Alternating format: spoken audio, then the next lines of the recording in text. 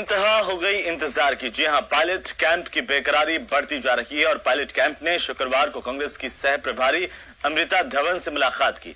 High command से जल्द pilot को बड़ी जिम्मेदारी देने का आग्रह भी किया और कई दिनों से चुप्पी साधे बैठे नेताओं के दिल की बात भी इस दौरान जुबान पर आ गई।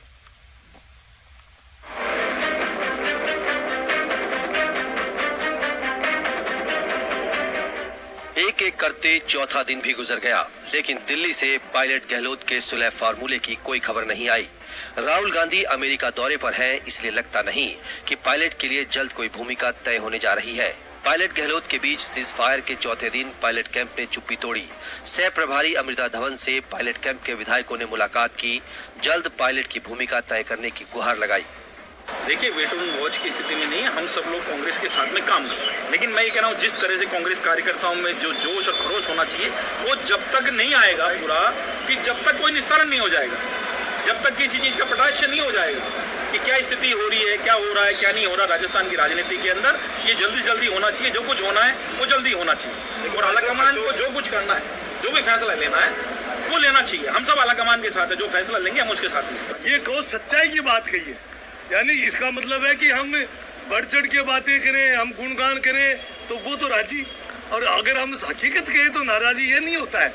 मेरा पैमाना ये है, मैंने ये कहा है कि अमृता जी अगर ये चीज पहचान लेंगी कि कौन सी फोर्स हैं जो कांग्रेस को हराने के काम आती है, उनको पहचान करके उनको रास्ता दिखाया जाना चाहिए। अमृता धवन की बैठक में पायलट समर्थक नेता इंद्राज गुर्जर भी आए तो प्रशांत सहदेव भी। ताजा राजनीतिक हालात से उन्होंने धवन को रूबरू करवाया, लेकिन देहात जिले की बैठक तय समय से 2 घंटे बाद शुरू हुई। आखिर तक माहौल खींचतान का बना रहा। अमृता धवन ने सभी कार्यकर्ताओं और नेताओं को एकजुट होकर चुनाव के लिए तैयार रहने का आह्वान किया। तो पार्टी के कार्यकर्ताओं को ये संदेश जो है जरूरी है जानना कि पार्टी के अंदर पार्टी का झंडा सबसे पहले है और झंडे के तहत जो निर्णय हो हमें उन सबको मिलकर उस पर काम करना है और हमें हर तरीके के त्याग और बलिदान के लिए तैयार रहना चाहिए। वहीं गहलोत समर्थक पार्टी हाईकमान के फैसले को शिरोधार्य मानने की बात कर रहे हैं। पीसीसी चीफ गोविंद सिंह डोटासरा आला कमान को सर्वोपरि बताते हुए कह रहे हैं कि जो भी होगा वो पार्टी के हित में होगा, पार्टी को मजबूत करने के लिए होगा। पार्टी चुनाव में एकजुट होकर चुनाव लड़ेगी। वहीं महेश जोशी भी आला कमान के फैसले का स्वागत करने के लिए बेताब दिख रहे हैं। हम सब एक है और एकजुट होकर के चुनाव लड़ेंगे। हम सब आला कमान के सिपाही हैं। आला कमान जो फैसला करता है, वो सचिन पायलट हो, अशोक गहलोत जी हो, चाहे गोविंद डोटासरा हो, सबको मानेंगे।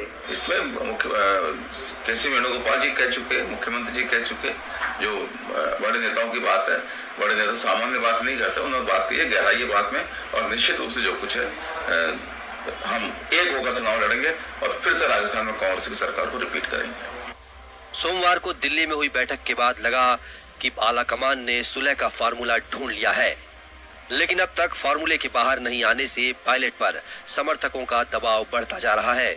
वो कितना इंतजार कर पाएंगे, ये तो सप्ताह भर में ही तस्वीर साफ होने की अटकलें लगाई जा रही हैं।